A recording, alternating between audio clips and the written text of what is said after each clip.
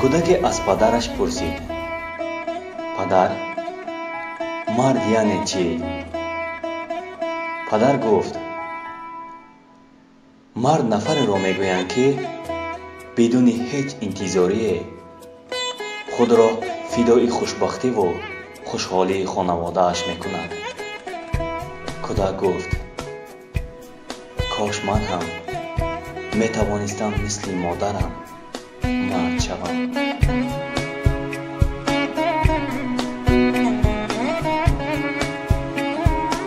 مادری را دیدم از چشمانش اشک جاری میشد.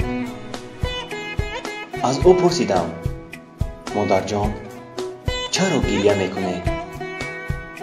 گفت: من 4 فرزند خود را در یک خانه خرد کلان کردم، خوراندم و پوشاندم، اما حالا باشد در ایام پیریم در 4 خانه کلان خود برای من جای نمیابم.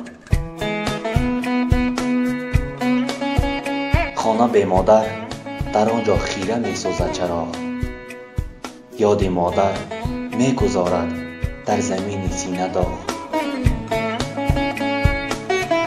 از مادر پرسیدند: چشمان بینا میخواهی یا خوشبختی فرزندت را؟ مادر گفت: چشمان بینایی که خوشبختی فرزند را نبیند چی لازم؟ زندگی باغ و بهارش مادر است، آفتاب نوربارش مادر است.